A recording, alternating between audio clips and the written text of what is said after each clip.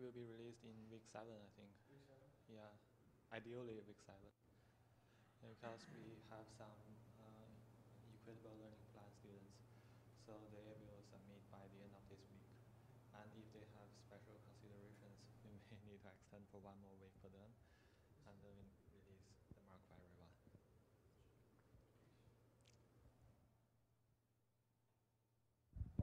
Okay, let's start. So in today's lecture, we are going to learn actually the key topic for your assignment 2, Fuzz testing. We will learn it in this week. And let's have a quick recap of what we have learned so far. So we have learned some theories in the first half of this course. We learned functional or structural testing, which is about how to design the test suites or test inputs. And we also learned about different levels of testing, which is related to the development process, and it helps us to determine the suitable target for testing. And now we are moving on to some more practical techniques, some specific testing techniques, for example, fuzzing. And we do have a small update in our course plan. So in our first week, this is the course plan, and we have to, after thinking about how to structure the content of this course, I think it's better that we remove the object-oriented testing because it has overlaps with unit test. It has overlaps with what we will be learning in week 9, automated test generation. So it is mostly theories. So I don't think you guys like those kind of boring theories. So let's have something more practical. And in this week, we're gonna learn one somehow theory lecture today about fuzzing, and then on Thursday we will have a practice lecture to show you how the source code of a particular one of the most popular gray box fuzzers today, and show you how it works. So here is today's outline. So we are going to learn black box fuzzing. We are going to learn white box fuzzing. We are going to learn gray box fuzzing. So you may have heard about black box and white box, but gray box is something new here. So before we jump into the details or detailed types of fuzzing, let's have a look at the definition of fuzzing or fuzz testing. So it is actually it's a highly automated testing technique that helps, that tries to cover some unexpected program behaviors by providing or generating invalid or some kind of random inputs to the target program. And the target program is then executed with the inputs we have generated and monitored for unexpected behaviors. So unexpected behaviors could be crashes, could be some exceptions, could be some other behaviors, or maybe excessive memory usage. So here are some keywords here. So the first keyword is we try to generate some random inputs. We try to use random. We try to generate some random inputs here. And the second one is we have to execute the target program with the inputs we have generated. And then the third keyword here is we have to monitor some unexpected behaviors. So how do we define the unexpected behavior is important here. So the key characteristic or the key term you may notice from this slide is actually fuzz or fuzzy. So because it's the name of this technique, right? So why it is called this? So if we have a look at this term, we may have think about, okay, there's something fuzzy there, or maybe you have encountered this word on the panel of some washing machines. You know, you have the choice of doing some fuzzy washing job, And if you have learned machine learning, you may have encountered this concept of fuzzy logic, which is to convert the results, which is to categorize the results into some fuzzy definitions. So, but the concept of fuzzing here, actually, the concept of fuzz or fuzzy is actually from the keyword randomness. So we are trying to generate random input or random data to test the program. So that's why the test cases are considered fuzzy here. So that's why this is called fuzzing or fuzz testing. And here is the general fuzzing workflow. So first, we need to create a large amount of random inputs as test cases. And then we execute the target program with the inputs we have generated. And after that, we observe for abnormal program behaviors, for example, crashes. So this is actually exactly the workflow is exactly following the definition of fuzzing. And as you can see, it sounds quite simple, right? It could be easily automated. So this is the advantage of fuzzing.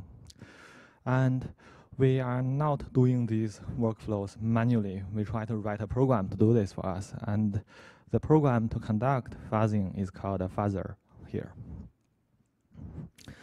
And fuzzing, to be honest, is getting more and more popular, getting more and more attractions from the industry. And people are actually trying to move from unit testing, just doing some unit testing, to doing fuzzing, because fuzzing is considered as a system level of testing, and it could test the entire behavior of a system. And it is considered one of the most popular vulnerability detection technique nowadays. So it is also related to security testing. And let's quickly do a live poll here. So according to the workflow, which factor here doesn't affect the performance of a fuzzer?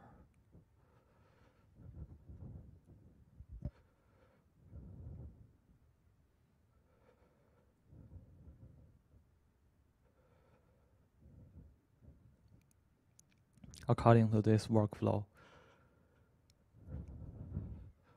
we have some options.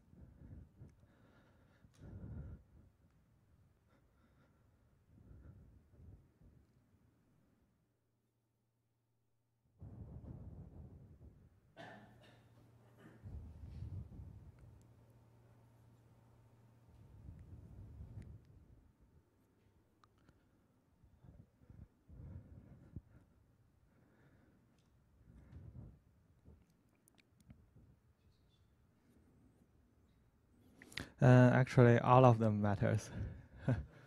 Yeah. Huh? Yeah. I thought some of you might be picking it randomly, but no. Do you have any reason for picking just one of them?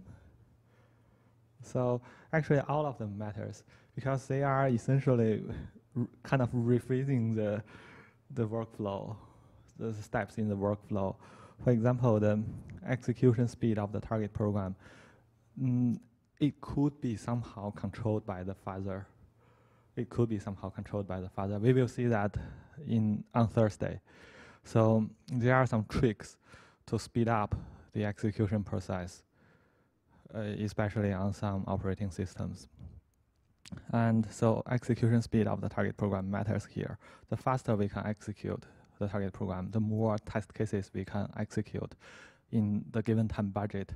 And because we are doing random testing, the more test cases we have, the more likely we are going to reveal the bugs. So that's why execution speed matters here.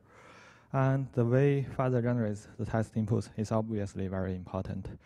And the sensitivity about abnormal behavior is also important here, because if normally in our last practice we use the script to observe the execution output of the target program, and in that script we only listen for crashes.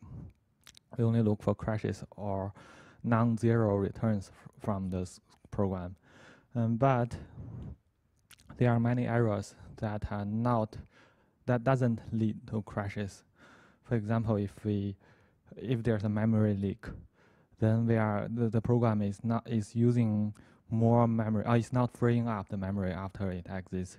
Then it's considered a bug, but it's not a crash. So we have to be sensitive enough to capture those behaviors. And there are many more unexpected behaviors. For example, integer overflow. For example, a small buffer overflow. Those may not lead to crash. So we need to be sensitive enough to capture those bugs. So that's why all of them matters here. And like other testing techniques, we have black box, white box, and gray box here. And for black box testing, we actually have practiced with randomza in practice 1. And the term of black box testing, or the origin of fuzz testing, actually starts from 1980s or even earlier. Actually, the term of random testing for hardware starts from 1970s. And in software, it starts in the 1980s. Because by that time, we don't have too much software to test. And the term fuzz, or fuzz testing, actually starts in 1990s.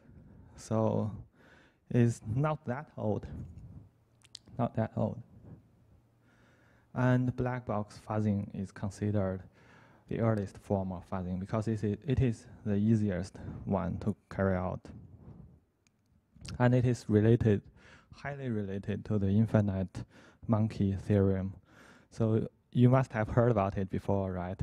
Some kind of things like this. So if we put a monkey, and this is a chimpanzee, but not exactly a monkey here, but you can see from this photo, this theorem has came up for a long time. I think I didn't find when it starts, when and where it starts to have. But as you can see, the typewriter here looks very old, and this is a black and white photo, so it must have been there for a very long time.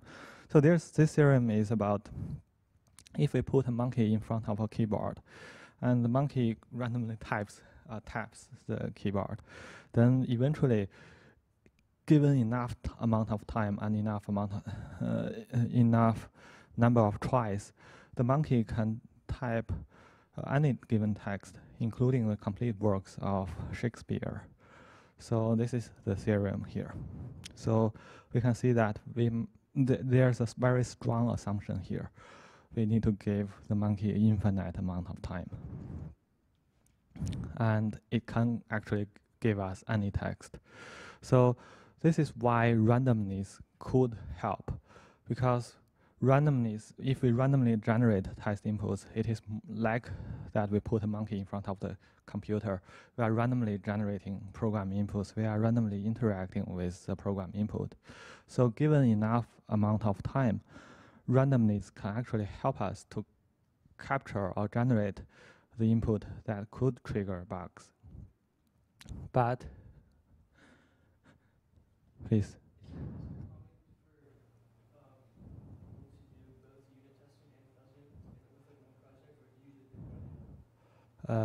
Both, because they are of different levels. Unit testing is on the unit level, and fuzzing is normally done in the system level. So maybe developers would write unit tests, but testers or testing teams, they will do fuzzing. So this is normally how it is done. And it's not a replacement of each other. So, and actually in 1980s, in Apple, one of the engineers, they developed the very first program that could generate random inputs for other programs, and it is called Monkey, based on this theorem. And this theorem is actually both a good news and bad news for random testing or for black box fuzzing, because It tells us that randomness can eventually give us what we want, but it also has the assumption of infinite amount of time. And normally we don't have infinite amount of time, but we have budgets to meet. So this is both good news and bad news. So we have to. So if you pay enough attention, you may notice that the random is quoted in the first few slides. So we are not truly generating some random inputs. We want to make use of the information even if we are doing black box or random testing. So let's come back to the performance factors which could affect the performance of a fuzzer or the fuzzing process. So among all these factors, which ones do you think is controllable on the fuzzer side, on the testing program, instead of on the target program side?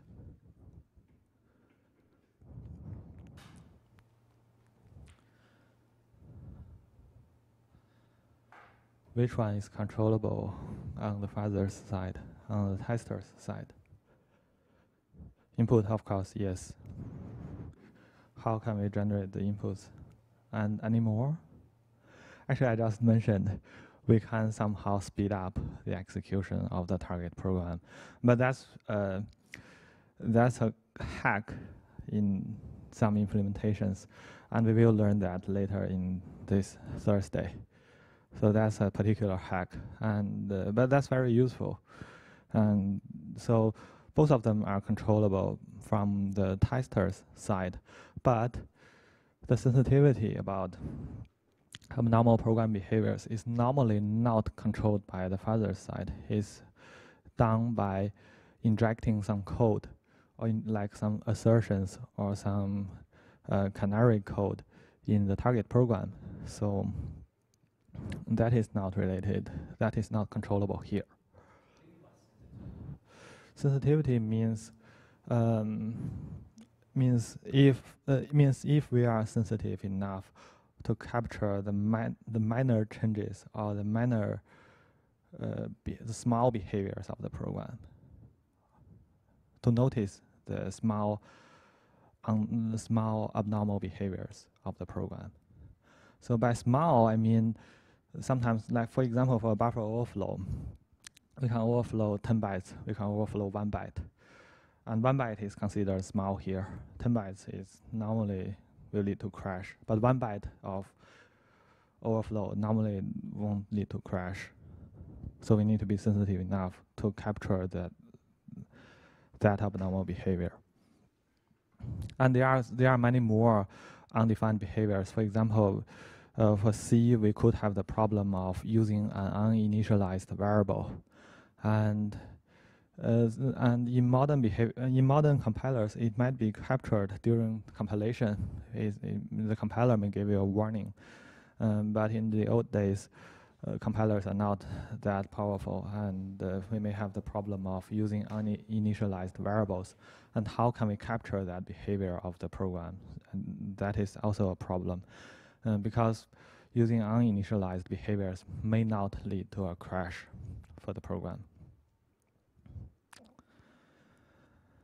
And based on so now we know that, okay, on the fuzzer side, we can control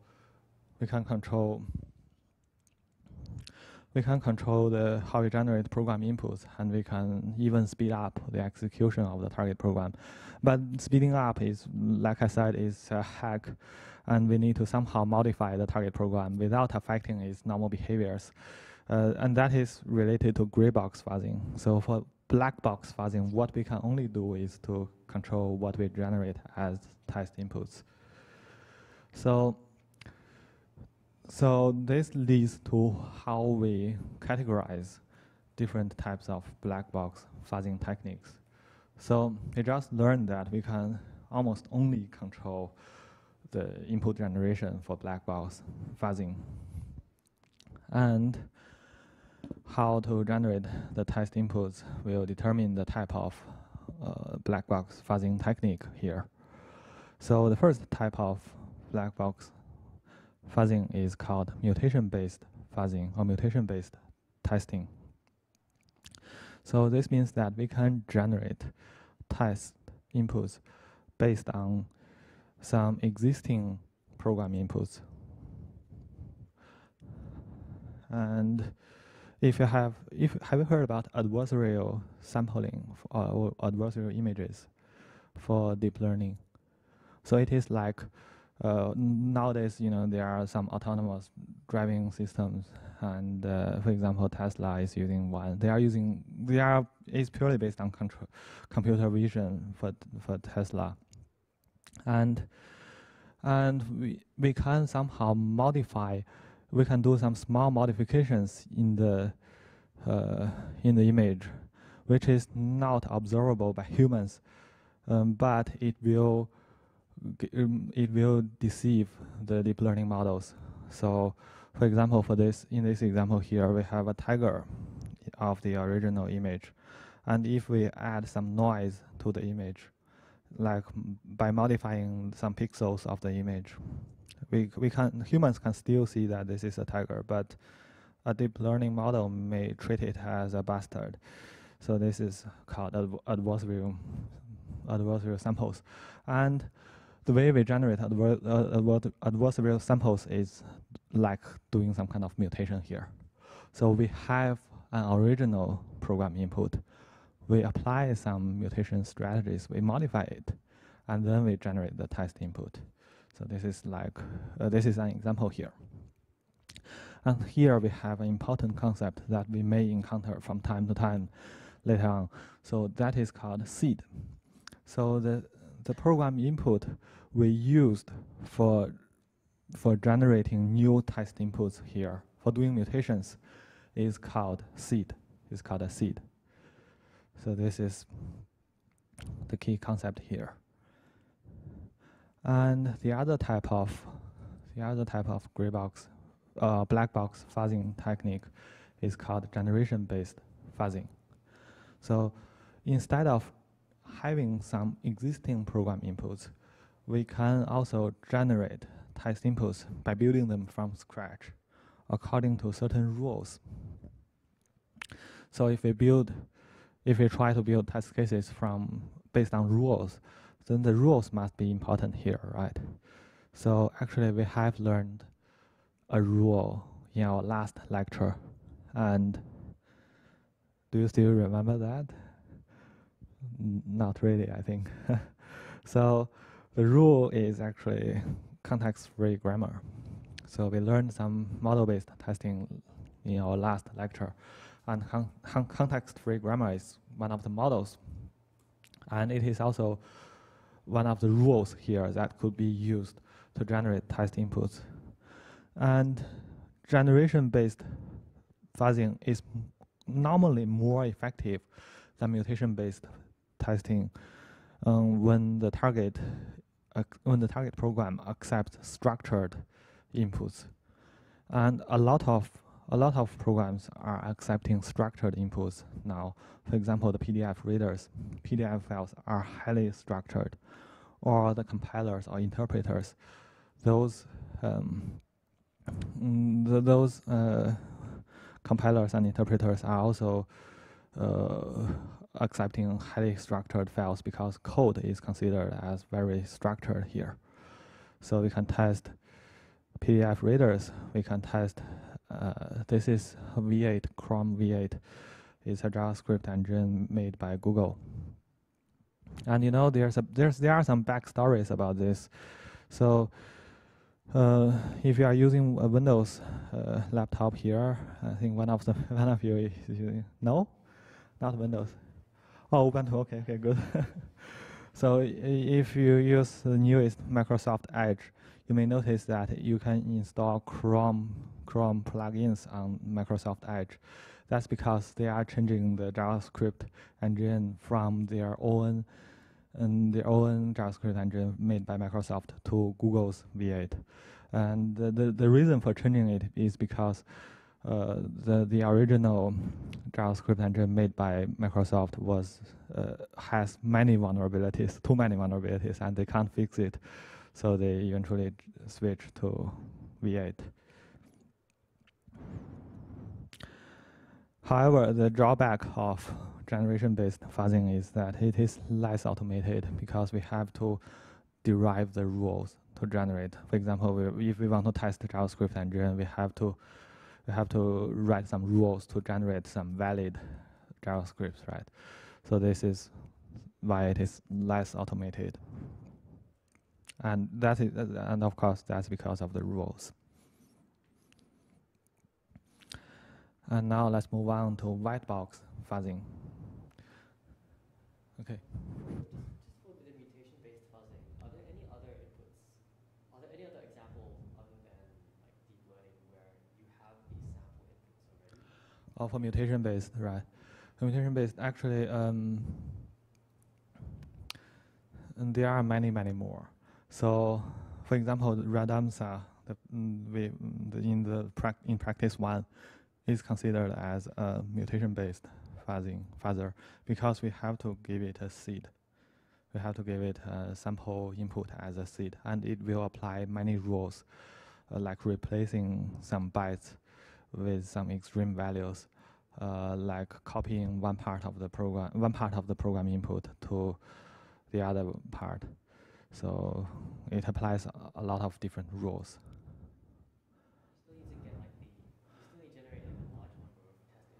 Yes, randomly generate. You need to provide it with an initial set of normally we don't need to manually write the initial set because for most of the programs we can easily find initial seeds. For example, if PDF reader is a special case, it is also suitable for mutation-based testing. And we can collect some PDF files we use, in daily life as the test cases, initial test cases, and the fuzzer will automatically mutate those initial seeds and generate new test inputs. So by doing mutation, it's like adding tweaking the original seed. So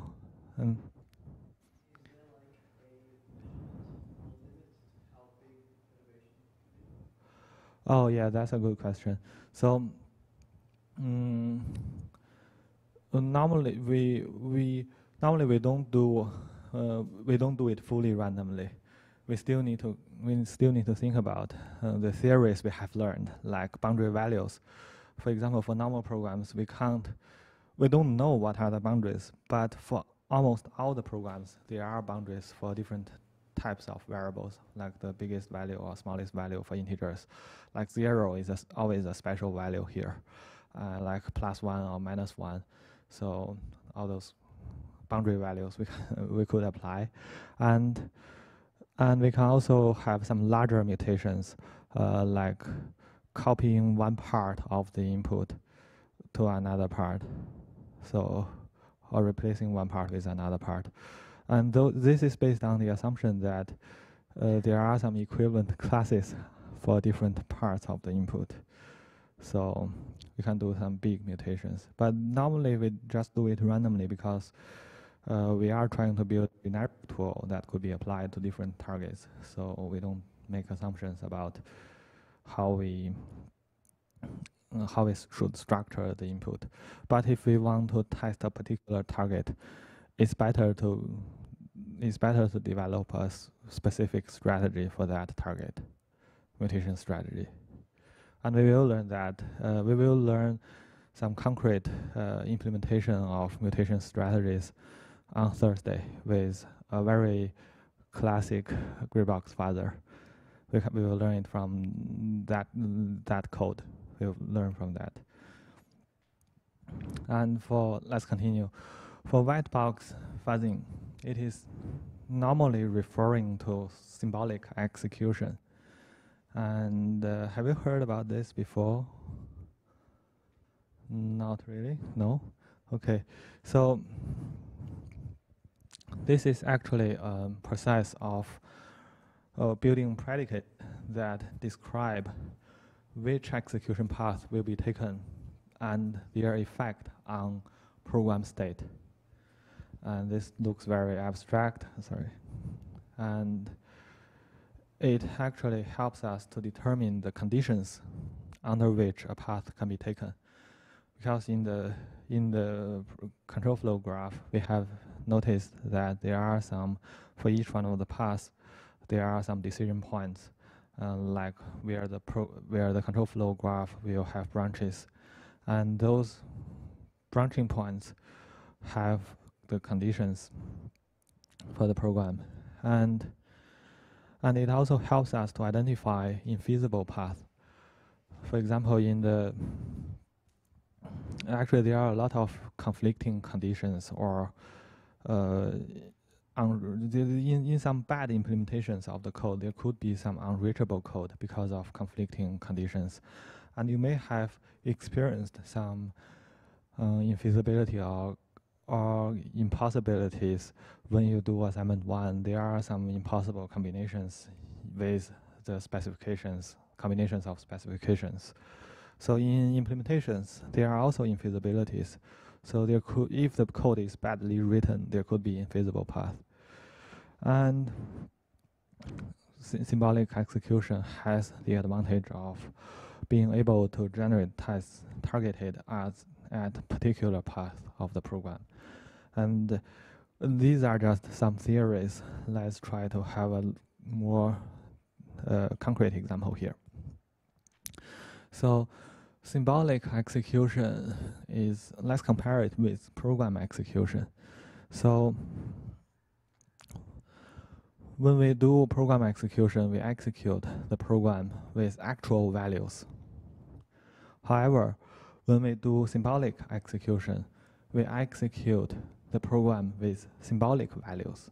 So that's why it is called symbolic execution. And I will explain what is a symbolic value later. And the statements of for the statements in program execution is considered to compute new values for the variables, but for during symbolic execution, statements are used to compute new symbolic expressions.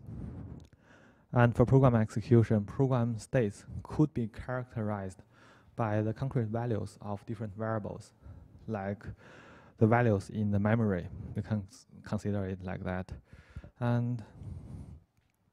But in symbolic execution, program states are characterized by the predicates made up of symbolic expressions. So you may wonder, what is a symbolic value? What is a symbolic expression? Let's have another example here. So let's consider this statement here. We calculate mid as low plus high divided by 2. So the concrete values before executing this statement could be like this: low is 8 and high is 12. So in program execution, we have concrete values for different variables. And after executing this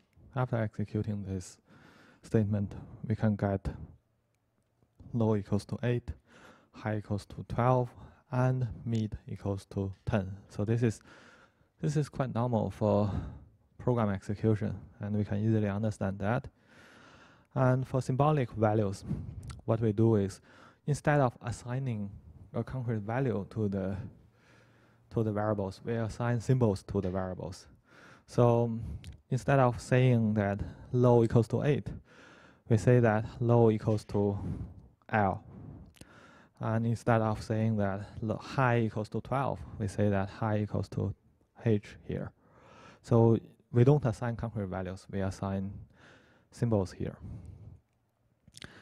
And after execution, what we can get is, we get a new predicate here, we got a new condition here. So low equals to L, H equals to high, and mid equals to this expression here, L plus H divided by 2. So we don't put concrete values, we put symbols and we put expressions during symbolic execution. So after we executed a new statement, we store instead of storing the values in the memory, store the symbols and expressions. And you may wonder, how do we deal with branches in this case? So if we take the true branch here, for example, we have another statement, an if statement, following the previous statement of calculating mid. So if we encounter this statement, if we take the true branch here, so before we take the true branch, the symbolic state is consisting of 3 different predicates here.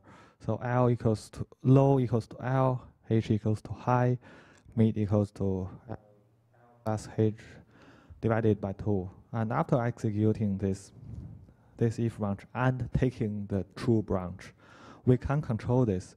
So we are adding one more AND condition here. We are like adding one more constraint here. So after executing this statement and take the true branch, this program state must be satisfied. So that's why we call it constraints here. So they are like the constraints for the program states. So we need to add H is larger than or equal to L here after executing this if statement here. And similarly, if we take the false branch, before we execute the statement, the program state is the same as if we take the true branch, but the constraint is different here. So we have to say that in order to reach this program state, this set of program constraints must be satisfied. So this is we will need to add one more constraint, not H is larger than L, or we can use H is smaller than L here as the constraint. So taking branches means adding constraints to the program states. So each program state is, you can think of it as described by constraints for reaching that program state. And that's why we could have infeasible path, because there could be conflicting constraints. And so that this is why we could have infeasibility issue. And you may wonder, how do we solve the constraint? How do we say if a constraint is feasible or not, right? How do we tell that? And the process of telling whether a set of constraints is feasible or not is known as SMT solving. And it is called satisfiability modulo theories. And this is about some more theories here. So it is a generalization of a pure math problem. So in SMT solving, in ICT solving, it is more related to math, but in SMT solving, it's closer to computer programs. So we form the formulas with different variable types that are used in programs. So this is called SMT solving. And you may wonder, if we have to do this manually, it is very suffering, right? For a program if we try to calculate whether the conditions are feasible or not, it's kind of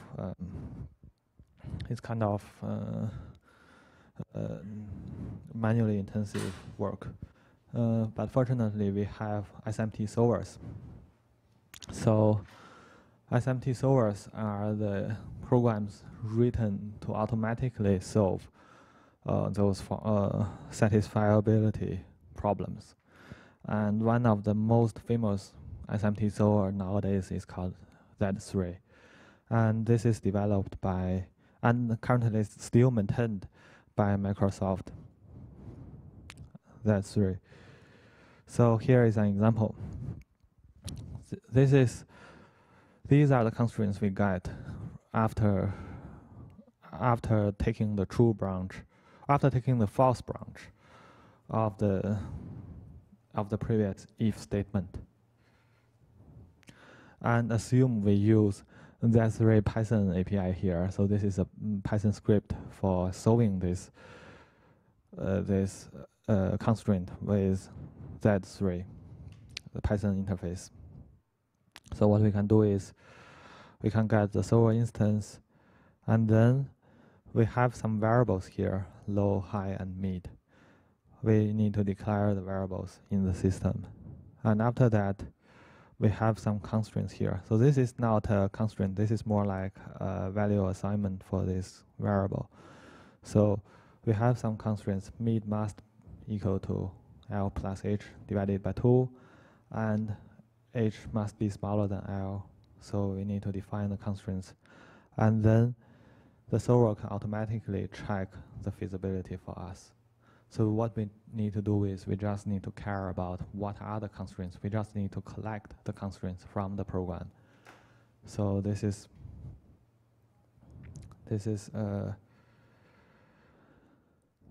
what we do. And if we call this model function here, if we invoke this function here, it will also give us a solution for this constraint. So it will give us some concrete values that will satisfy these constraints. So this is an example of SMT solving. So pure symbolic execution. So if we symbolize everything, if we try to convert every variable into a symbol, it is actually not really executing the target program. It could be considered as a static analysis technique, because we are not really doing any program execution. We can build a symbolic execution tree with any program in this case. So we symbolize everything, and so each one of the node here is considered as a particular program state, and each edge or each transition of this symbolic execution tree is triggered by a statement.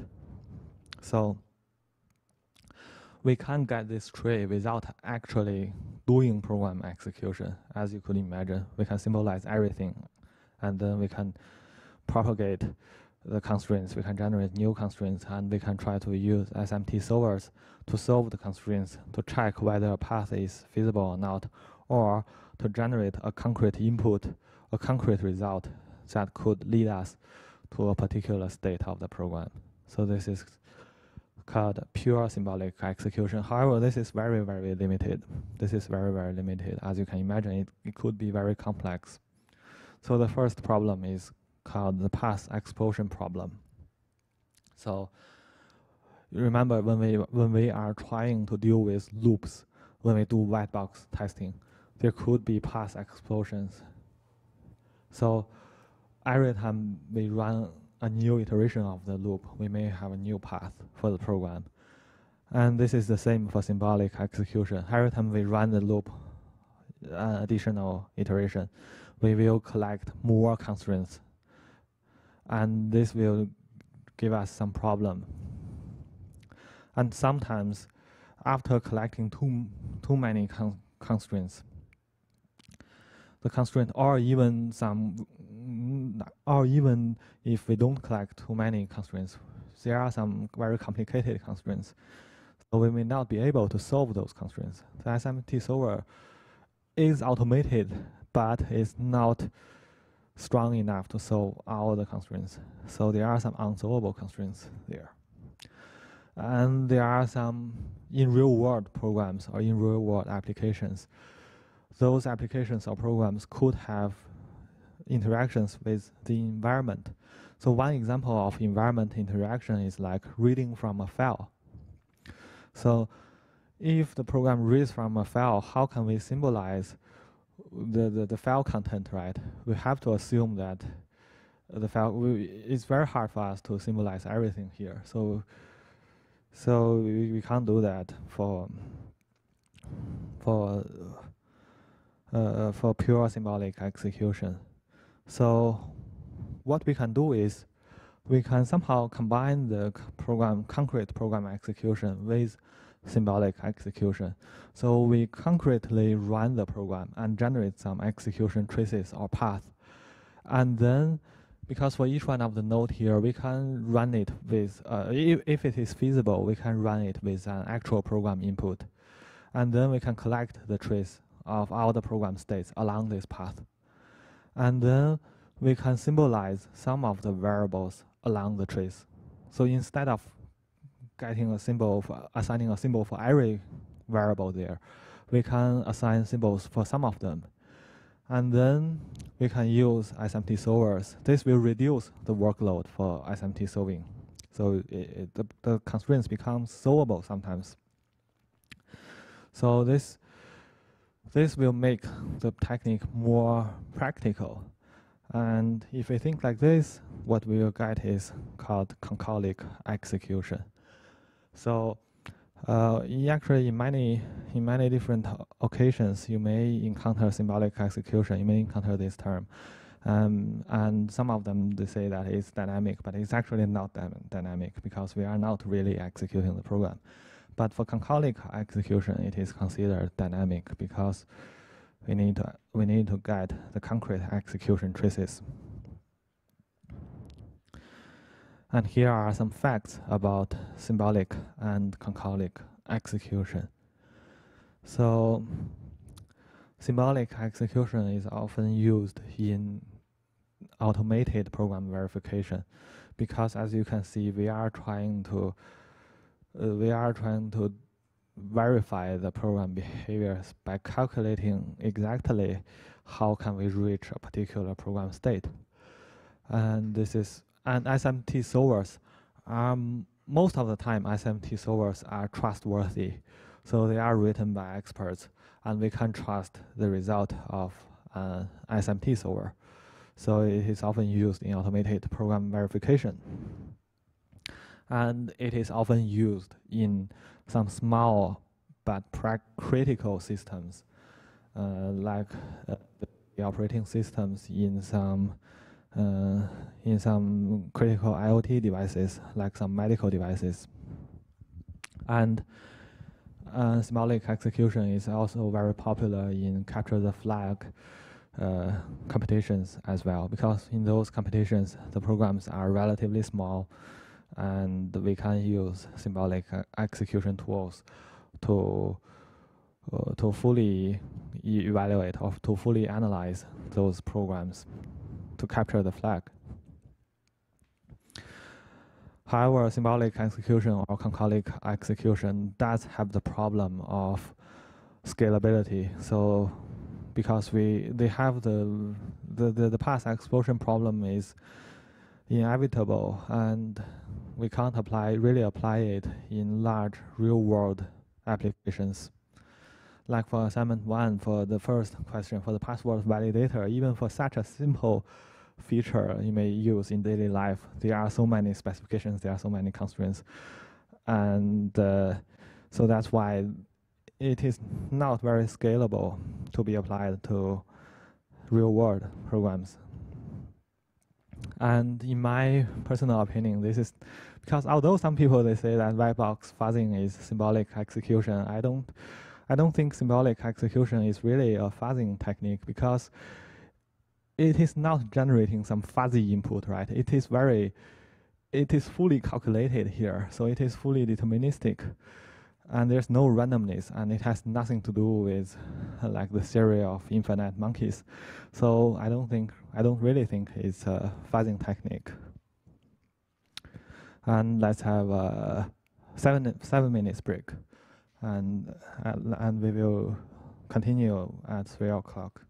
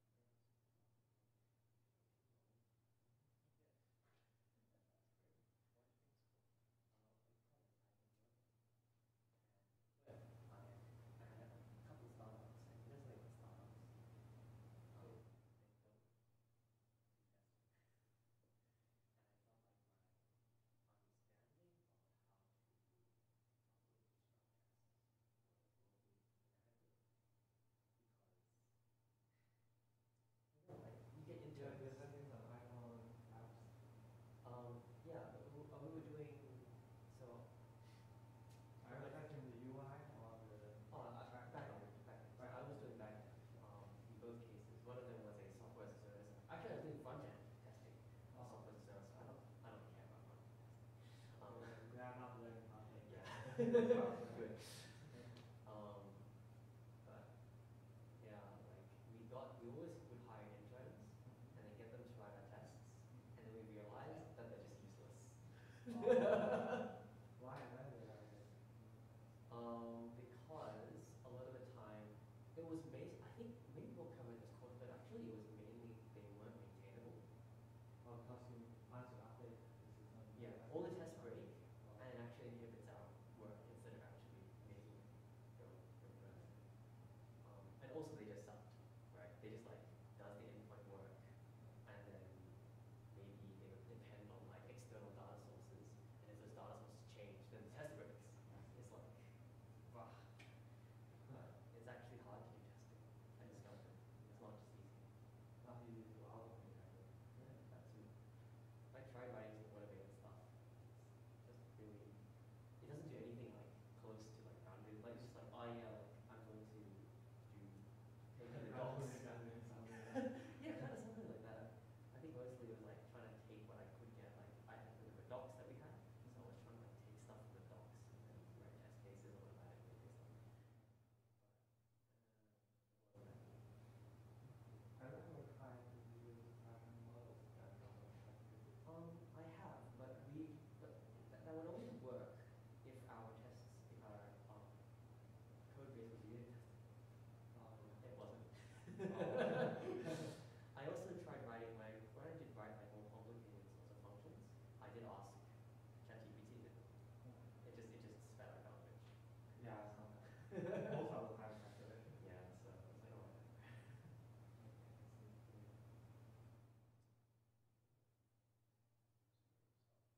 I was at a startup. I was two startups. And now I have left because like working and studying, I don't know if you tried it. It's not fun. I just wanted to like do it full time. No, thank God. Yeah. Feeling a lot better about everything. Yes. What venture did I? That's good. No, I mean it's fine. That's fantastic.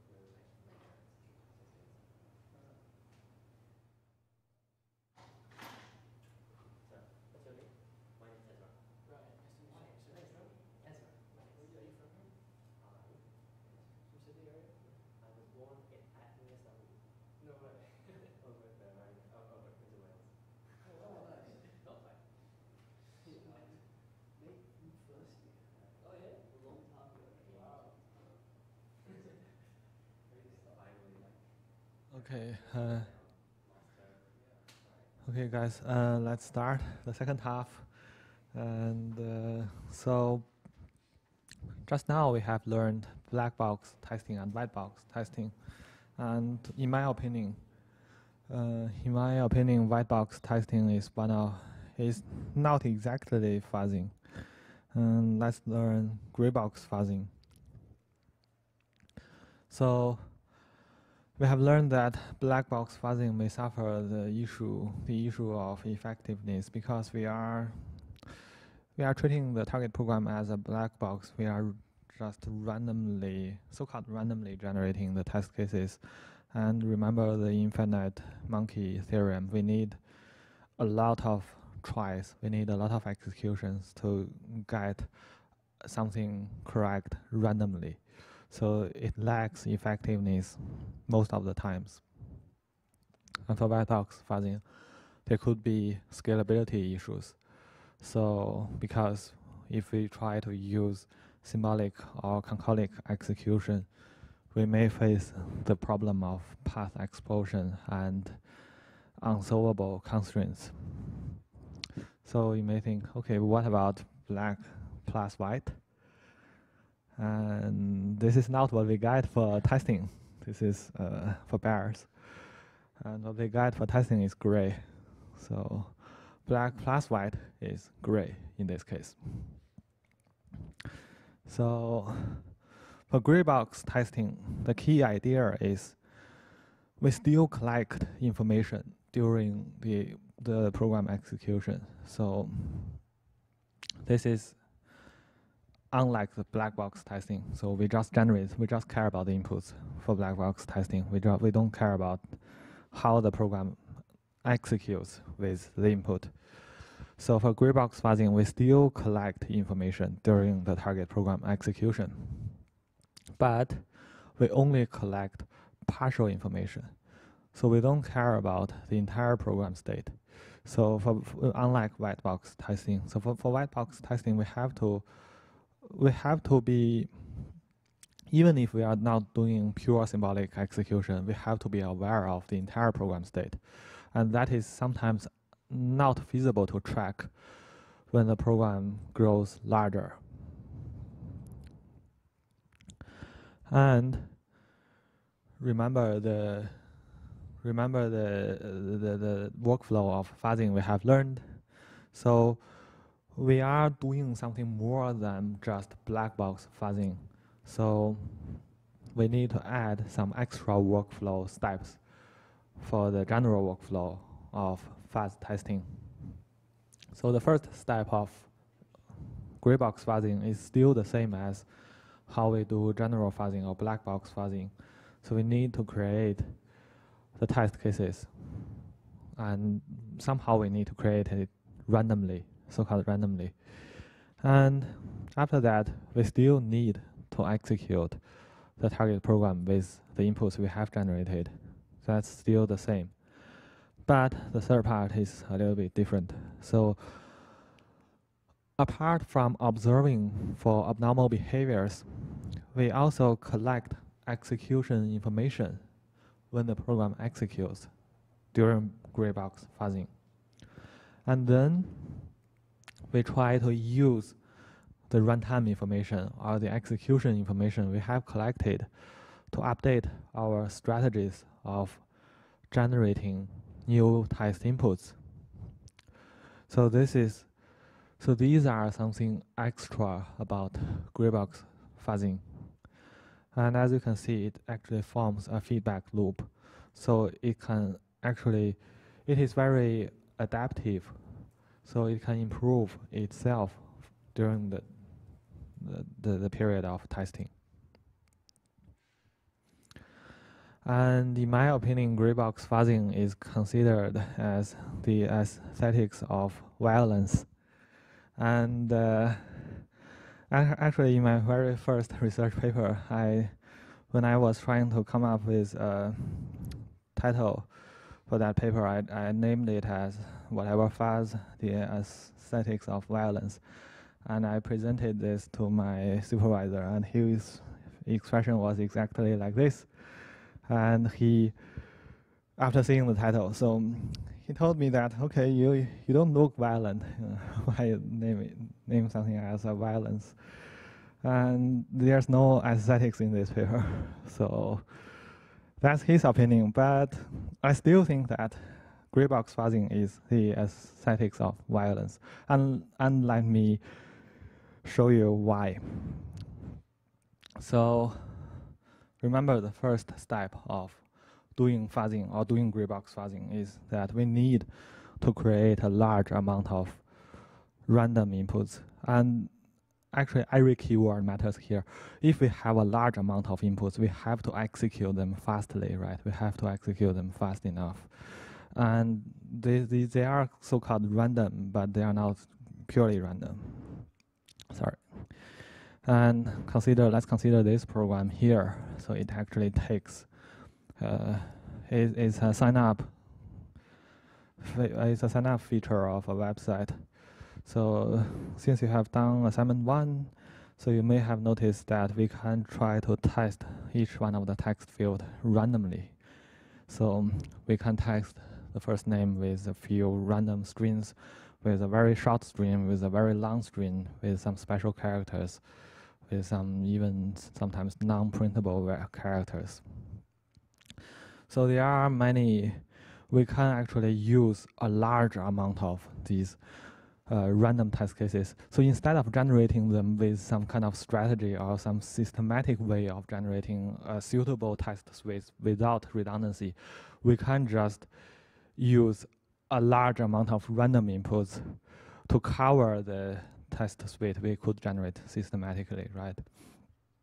So actually we can use these type of inputs to uncover those corner cases. And this is like we are violently cracking the program. So that's why there's a violence in this title.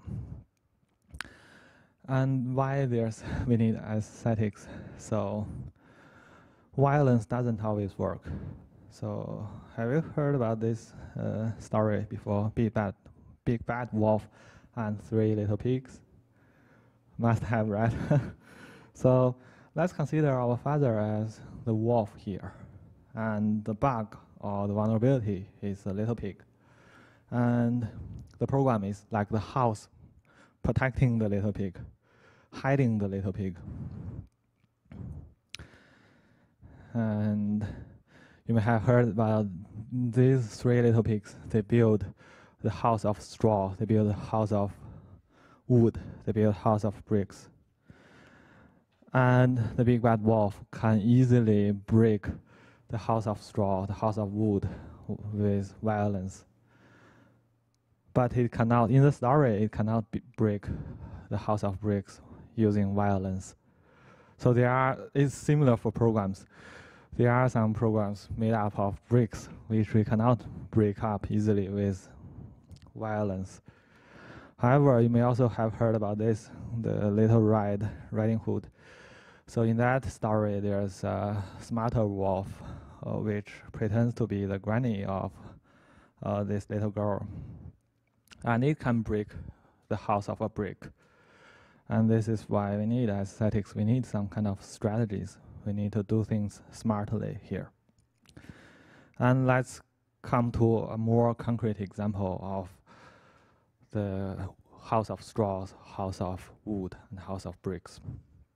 So assume we have a fuzzer that can generate random strings at any length. And this is a sample program we try to break. It's very simple. We just accept an input string. And if the input string matches the string AB, then the program will crash. So let's do a calculation here. So one byte is made up of 8 bits. And each bit could be either 0 or 1. So what is the maximum number of tries to trigger the crash here? What is the maximum number of tries? So each bit gives us 2 results, and each byte can give us 2 to the power of 8 possibilities, right? And we have 2 bytes here. So how much is it? Oh, that's very good. You are really fast doing the calculation. So It's 2 to the power of 16. It is the maximum, the max value for unsigned short int, and this is the number here we can get. So this is the maximum numbers we need to try, the maximum number of tries if we just randomly generate the string here. So we need a total of this many tries to trigger the crash. And you may consider, okay, this sounds like a big number, right? But it is actually not for a computer. A computer can easily run this in seconds. So this is like the house of straw, the house of wood. And our father here can easily break it with violence, And these are some easy programs. But let's consider this program here. So this program is essentially doing the same thing here. So we are trying to compare the input string against a predefined pattern here. And this pattern is called magic. So let's do this calculation again. So what is the maximum number of tries here? We have 5 bytes. What is the maximum number of tries? 1 trillion. Huh? 1 trillion. Yes, I couldn't get exactly the number here, but that's a lot. It's 2 to the power of 40. 2 to the power of 40, because we have 5 bytes. Each one of them is 2 to the power of 8, and we need to time 5 for this 8.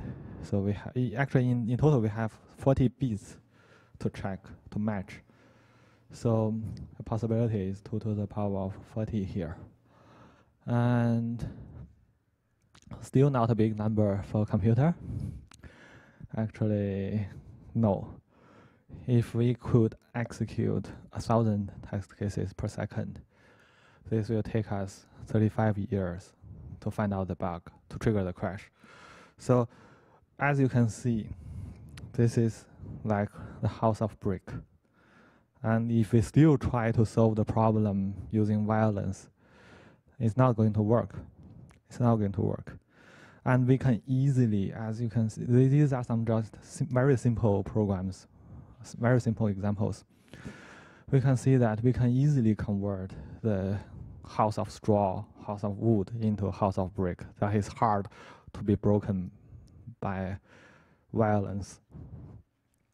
So, and in reality, there could be many more complicated scenarios, more than just a simple if comparing 5 bytes, right? So there could be many more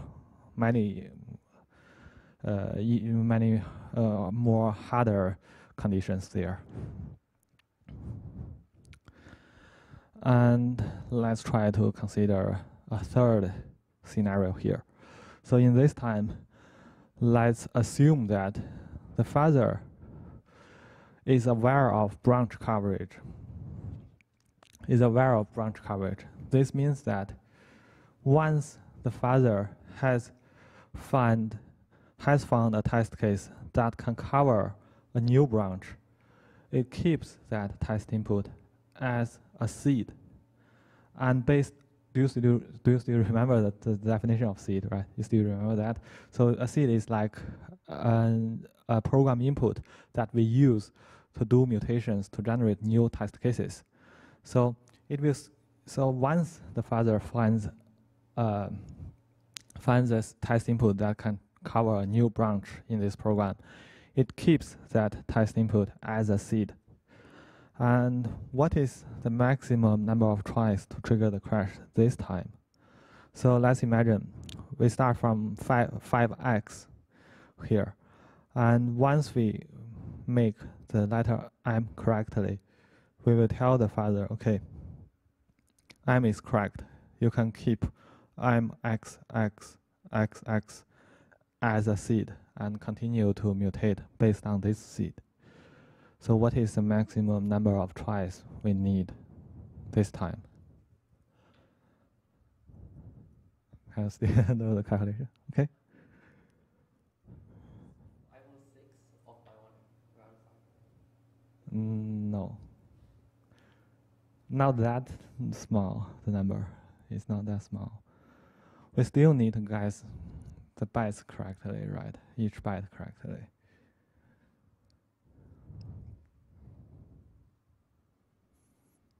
5 times to the 8. Yes. You should also try to think about it. It's actually 5 times 2 to the power of 8. Because we are trying to solve the problem byte by byte this time. So each byte is 2 to the power of 8 possibilities. And we are doing it byte by byte. So this time, the maximum number of tries is 5 times 256. And that's merely 1,000. And if we still assume that we can execute 1,000 test cases per second, this will only take us 1 second to solve the problem here with fuzzing. So, as you can imagine, this is a big reduction of the search space. This is still a house of the brick. We didn't change the program, but we changed the strategy of the fuzzer. And this fuzzer is like the granny wolf, and it can break the house of brick. And the key idea, actually this is the key idea of gray box fuzzing. So no matter what kind of input, what kind of branch, or what kind of awareness we assume the fuzzer to have, this is the key mechanism. So the key here is divide and conquer.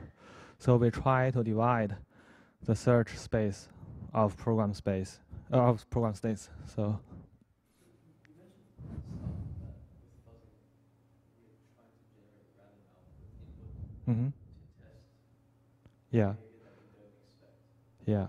But when we're using a fuzzer here, like we know which branch is going to crash. We don't know. We just try to cover that branch. In this example, there's only one branch here, so we just try to cover that thing. So the idea is that we don't know, or like we don't have a target branch that we are trying to look at. That's a good question. So in some advanced gray box fuzzing techniques, we can set targets to cover, and that is called directed fuzzing, directed gray box fuzzing. But normally we don't assume that that is for special usages. For example, we can combine that with static analysis tools.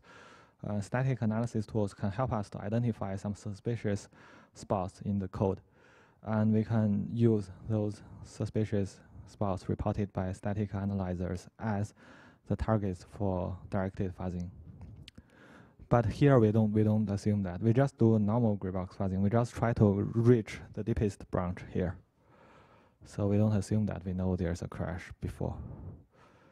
And this is just to show that we can reduce the search space by adding the feedback, execution feedback, by providing the execution feedback. So when the fuzzer is trying to change the letters to crack each new layer Mm-hmm. of those branches, how does it, will it know to change the second letter, say for like Oh, second branch? that's also a good question. We will cover that later in the following up slides. So this is roughly the idea. So you know that, okay, generally it does this and it reduces the search space. It's actually using some kind of divide and conquer strategy here. So no matter what kind of feedback we collect, so we can also use like some special values, like the index we use to access buffers as the feedback here.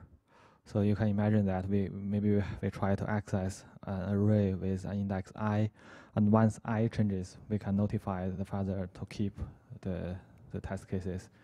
So this is just an example here, the simplest example, but it demonstrates the key mechanism of gray box fuzzing. And almost all of them are based on this mechanism. So no matter whatever feedback they use. And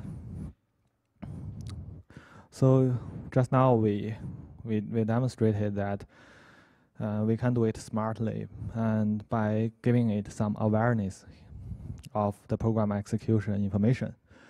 And you may wonder, how do we get this kind of awareness, right? And this is actually done by program instrumentation. So program instrumentation is to modify the target software by adding in some new code we have designed. So generally, we can do it either on source code level or binary level. So for source code level, we can do it during compilation. And for binary level, we can use some binary writing tools. And implementation enables profiling because we can inject whatever code we have designed to the target program. And just now, to collect branch coverage, we can inject some code at each branch of the target program during compilation, and then inform the fuzzer about the change. And we will learn a concrete example this Thursday about how this is done, how this is implemented. And this is fully automated, so you don't have to worry about how to design those program instrumentations. But if you really want to modify a fuzzer, if you really want to create a powerful tool, you have to know that. And so this is how we do with instrumentation. And you just now you mentioned that how should the fuzzer know the next byte is the correct one, right? So we could collect branch coverage information. So we know that once we have modified a byte, it leads to a new branch. So we could notice this on the fuzzer's side, on the tester's side. And if we could notice that, okay, we modified one byte and we got a new branch, we can modify its neighbors. So that's normally how we could implement this strategy here. And there are many more strategies that we can do with the collected information from execution. And there are more strategies to update. So in the gray box fuzzing workflow, we just mentioned that it is a feedback loop, and we need to use the runtime information we collected to update our strategies. So what are the strategies that we could update? So just now you mentioned, how do we mutate the input? It is actually one of the strategies we could update. And there are two more strategies we could update. One of them is called seed prioritization. The other one is called power scheduling. So let's come to the first one. Seed prioritization. So gray box fuzzers, as we just discussed, it is using a divide and conquer strategy here. In order to divide the program search space, it has to maintain a set of a pool of seed inputs it has collected. So it has to maintain a pool of seeds.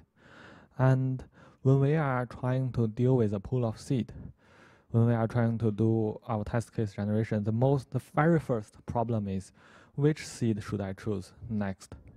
Which seed should I choose next?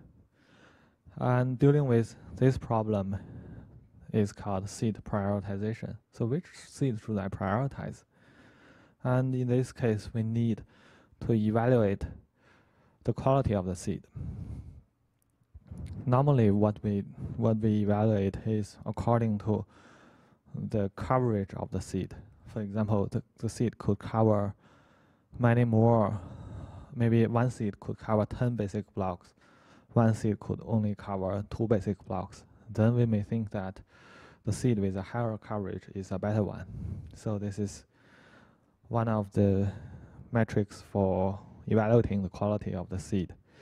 And the other thing is we can also use the execution time of a seed to evaluate its quality, because some seed, they may trigger a slower execution path in the program, while there's not too much of coverage difference in that case.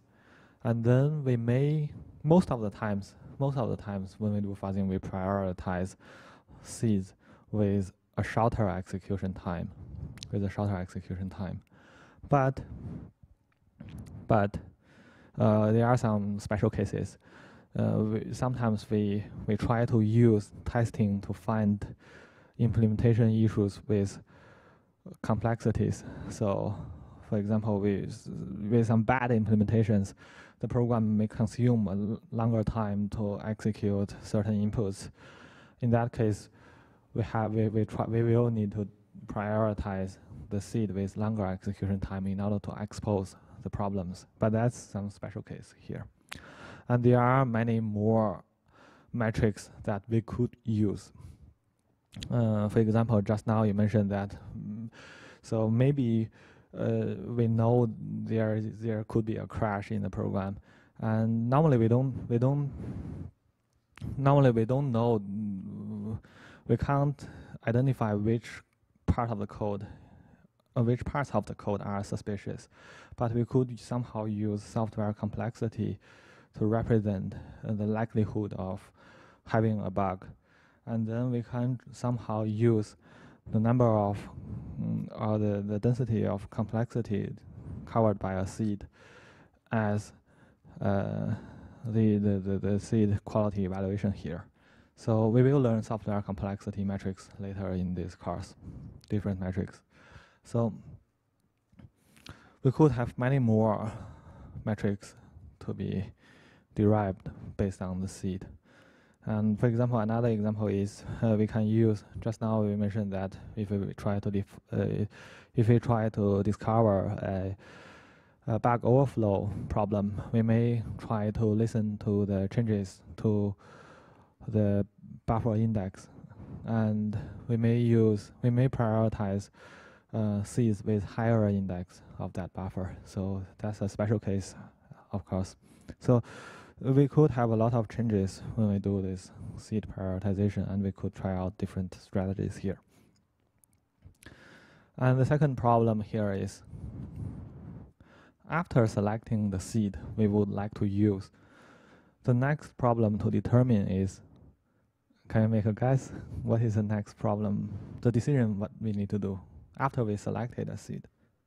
What do you do? Well, how do you mutate it? That's the third strategy here. What was the question again? After we have selected a seed from the seed pool, so what's the next decision we need to do? The next decision. It's actually, sometimes they are related. Sometimes this decision is related to how we mutate the seed. After you select it and then test the coverage and execution time? It's not a decision. It's not a decision. The decision is how many new test inputs should we generate based on this seed, right? So, for example, if I have chosen a seed, I can generate 100 test cases based on this one. I can also generate 1,000 test cases based on this one here. So the second decision is how many new test inputs should we generate based on the seed. And this requires us to evaluate the quality of the seed again. So we can use the same metrics as we have used for seed prioritization. And that why the number of seed new test inputs to be generated is related to mutation strategies, because some mutation strategies are so-called deterministic mutation strategies. For example, we can flip out the bits one by one in the test input. So once we have selected a seed, the number of new test inputs to be generated with bit flipping is determined by the length of the seed we have chosen. We just flip from the bit from 1 to 0, from 0 to 1, so 1 by 1 by 1, and that is determined. So that's why it's somehow interconnected, these two strategies. So again, like black box testing, like black box mutation, like black box fuzzing, we could choose to do mutation or generation, depending on the target program we would like to test. And we could use some very advanced algorithms here, but that is case by case. Like you just mentioned, maybe we can try to determine which are the more interesting bytes in the target input or the target seed we would like to do the mutation, right? And do you have any question? Okay. So and there are some cases like, for example, in a PDF file, there are not every byte of an input should be treated equally when we do mutation, because only certain bytes are related to how the program executes, and a lot of bytes doesn't get involved in the program execution. For example, if we want to test a PDF parser, maybe the metadata of the PDF file is more important for us to do the mutation, and the data or the content of the main content of the PDF file is not so interesting, because they don't really affect how this PDF file is parsed, and they don't affect the execution path of the PDF parser in that case. So different bytes should be treated differently when we do mutation. So that's why we could have a lot of advanced algorithms here, and we could even use, in some cases, we could also use dictionaries. For example, for PNG files, for most of the image files, they have magic bytes. Just like what the example we used, they just simply compare if certain bytes equals to maybe PNG, the first few bytes, maybe the first 3 bytes or 4 bytes equals to PNG something, then this file is recognized as a PNG file. Otherwise, maybe it's a JPEG file. It should have some magic strings, and for these magic strings or magic bytes, we can of course use the power of gray box fuzzing itself to solve them, or we can use dictionaries. Maybe we can prepare a predefined dictionary of those magic tokens and use them as mutation operators. For example, we can replace a few bytes of the original seed with the token we have collected in our dictionary. So that's some advanced mutation algorithm using dictionaries. So that's all about the strategies we could use here. And now let's talk about why are we particularly interested in gray box fuzzing. It is because it is very, very popular nowadays. So like we have mentioned in practice 1, this from the trophy of RADMSA, we could notice that the latest CVE or the latest vulnerability detected by RADMSA, the black box fuzzer, the latest one is 2018. So why it stops finding new vulnerabilities is because a new gray box fuzzer came out, and this is the trophy of American Fuzzy Lop, the new gray box fuzzer, and this trophy is years ago. You could see many popular projects here, and some of them are very critical. For example, you can see PHP, the PHP interpreter, and the IE Explorer browser, and Firefox, of course, Adobe, and OpenSSH, Nginx, TCP dump, FFmpeg. This is the video parser. And you can also see PDF parsers. And Qmil, the virtual machine. And all these very popular projects. So after Graybox further becomes popular, black box, because it's not harder to use. It's still very highly automated, and we will learn that on Thursday. So it's not harder to use than RedMSA. So it takes away all the trophies. And many big companies are using Graybox fuzzing nowadays. So American Fuzzy Lab is now maintained by Google. It's developed in Google and is still maintained by Google.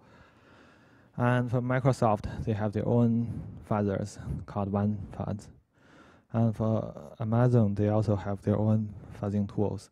So almost all the big companies nowadays, they do Graybox fuzzing, and they are interested in this research. So that's why we learn Graybox fuzzing. And in our next lecture, we will have a look at the source code of American Fuzzy Lab to see why it works. And the code is is written beautifully, and to see why it is such a beautiful piece of code, and learn more about the key mechanisms of Graybox fuzzing, because we have left one key problem not discussed in detail today. So do you still remember what's the problem? We mentioned that there are many factors affecting the performance of a fuzzing process. And the first one is how we generate the test input, and that's very obviously the execution speed, right? How can we speed up the execution of the target program in Graybox fuzzing? That's a problem. We can do it with program instrumentations. So that's all about today. And before we end the class, let's have a quick recap of what we have learned. So today we mainly learned about fuzzing, all these fuzzing techniques. The first topic is about the overview of fuzzing, and we could see that it is called fuzzing or fuzz testing because we are trying to break the program with random inputs. And that's why it is considered as fuzzy test cases. And then we learned about the key factors which could affect the fuzzing performance. And then we learned black box fuzzing.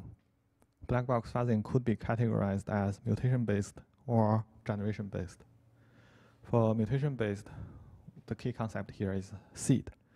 So what is a seed? It's different from normal test input. And we also learned for generation-based testing, we need to generate the test cases with rules. And one of the rules could be context-free grammars, which could be used to describe programming languages. And after that, we learned white box fuzzing. White box fuzzing is normally referring to symbolic execution. And we know the differences between symbolic execution and actual program execution. And we know that in order to overcome some of the shortcomings of symbolic execution, we can combine it with concrete execution. And the combination is called concolic execution. And symbolic execution is normally used in some smaller programs, like the CTF programs, like some critical systems. And it is not applicable to larger programs in our real-life programs. So both black box and white box are somehow limited. And in between, we have gray box. And the key idea of gray box fuzzing is still to collect information, runtime information, and make use of that information to update our strategies to build an adaptive feedback loop, which could be used to improve the effectiveness of testing based on itself. So that's the advantage of gray box fuzzing. And there are some key terminologies for gray box fuzzing. We do program instrumentation to collect the information. And once we have collected the information, we could update 3 types of strategies, which is to do seed prioritization, which is to do power scheduling, and also update the mutation or test input generation strategies. And gray box fuzzing is very popular, so that's why we use it. And that's why we have a 60% assignment with gray box fuzzing. So, excuse me? Yes, mainly using gray box fuzzing. And actually there's a fuzzing competition organized by Google every year, every December.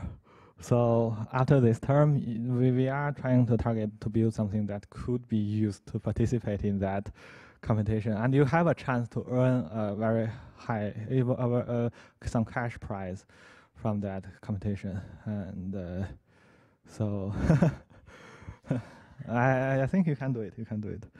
And yeah, there are many more advanced strategies, but we will learn them one by one. Okay. So that's it for today, and thank you for coming. No need. Thank you. Have a good day. Thank you, you too. Yeah, gray box fuzzing almost seems like it reminds me a lot of like it's a circuit algorithm, basically. It's a very sophisticated kind of circuit algorithm. It reminds me of like those reinforcement learning videos. Like there's like reinforcement learning problems where like someone's trying to walk or like. Yes, actually the problem here is very similar. The algorithms we will use is very similar to some